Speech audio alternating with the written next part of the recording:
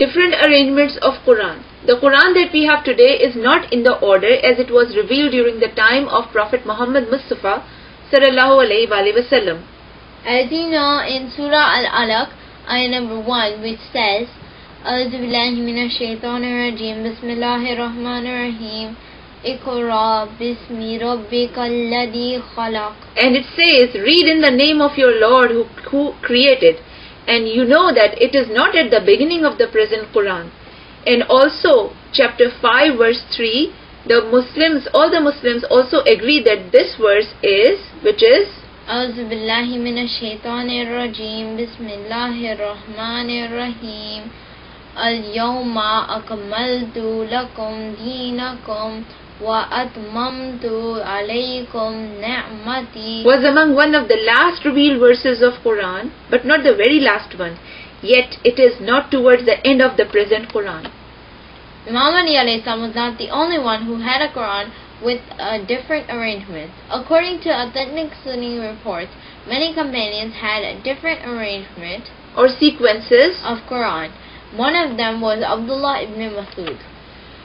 It is in Sahih al-Bukhari, which is hadith number from 6.518, narrated Shaqiq, that Abdullah said, I learnt in a Nazair which the Prophet Muhammad ﷺ used to recite in pairs in each rakah. Then Abdullah ibn Masud got up and Alqamah accompanied him to his house. And when Alqamah came out, we asked him about those surahs. He said, there are 20 surahs that starts from the beginning of Al-Mufassal, according to the arrangement done by Abdullah ibn Masud, and end with the surahs starting with Hamim. For example, Hamim, the smoke, and about what they question one another. It Chapter is 78, ayah number 1. Thus, this is nothing exclusive to Imam Ali alayhi salam. I should mention that the Prophet clearly indicated by the Sunni sources that Abdullah ibn Masud is one of who should be trusted on the matter of Quran. It is in Sahih al-Bukhari, hadith number 6.521, narrated by Mashriq. Abdullah bin Amr mentioned Abdullah bin Masud and said, I shall never ever love that man who, for I heard the Prophet sallallahu alaihi wasallam saying, learn the Quran from 4. Abdullah ibn Masud, Salim, Muad, and Ubay ibn Qab. This man, Abdullah ibn Masud, not only had a different Quran, but also based on Sunni sources, he had a different sequence of chapters and different set of ayats. He alleged that the present Quran has some extra words, and he swears in the name of Allah subhanahu wa ta'ala for his claim. See Sahih al-Bukhari, Arabic English version 6.468, 5.105 and 5.85. He also falsely alleged that the last 2 chapters of Quran are not Quranic chapters and they are only some prayers like du'as. And it is See in Sahih al-Bukhari, Arabic English version 6.501.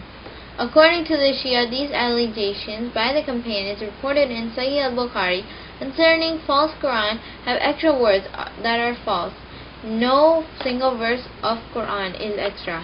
Also, it seems that Aisha has a different opinion as to which chapter was revealed first. Sahih al-Bukhari, hadith number 6.515, narrated Yusuf bin Mahak. While I was with Aisha, the mother of the believers, a person from Iraq came and asked, what type of shroud is the best? Aisha said, may Allah subhanahu wa ta'ala be merciful to you. What does it matter?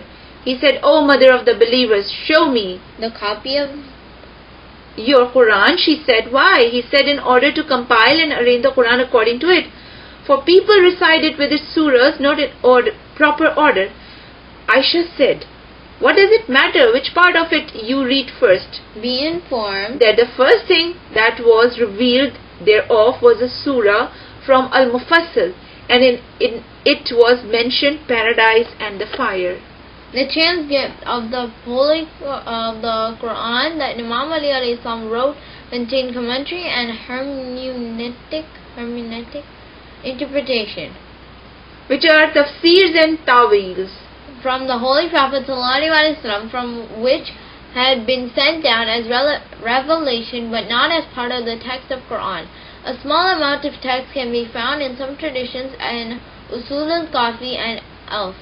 These pieces of information were divine commentary of the text of Quran, which was revealed along with Quranic verses but not as parts of the Quran. As Sunnis know, Hadith-e-Qudsi is also revelation, but they are not a part of the Quran. In fact, Quran testifies that anything that Prophet Muhammad ﷺ was revelation. Nor does he, Prophet Muhammad ﷺ, speak out of desire. It is no less than a revelation that is revealed. Which is in chapter Quran 53, verse 3 to 4, and Allah subhanahu wa ta'ala said in Quran. It is necessary to emphasize here that all grand scholars of the Imami Shia are in agreement that the Quran, which is at present among the Muslims, is the very same Quran that was sent down to the Prophet Muhammad ﷺ, and that it has not been altered, nothing has been added to it, and nothing is missing from it. The Quran, which was compiled by Imam Ali alayhi salam, excluding the commentaries, and the Quran that is in the hands of the people today are identical in terms of word sentences. No word, verse, chapter is missing, and that is the belief of the Shia Muslim. More than 95% of Shia scholars believe that there has been absolutely no tampering of the Quran, and that the Quran we hold in our hands today is exactly the same Quran that was revealed during the time of Prophet Muhammad ﷺ, without a single word missing or being extra. To quote the words of Shia scholars in this regard would require whole separate treatises. But we briefly just name a few of them, beginning with Sheikh Saduq, whose words we already quoted.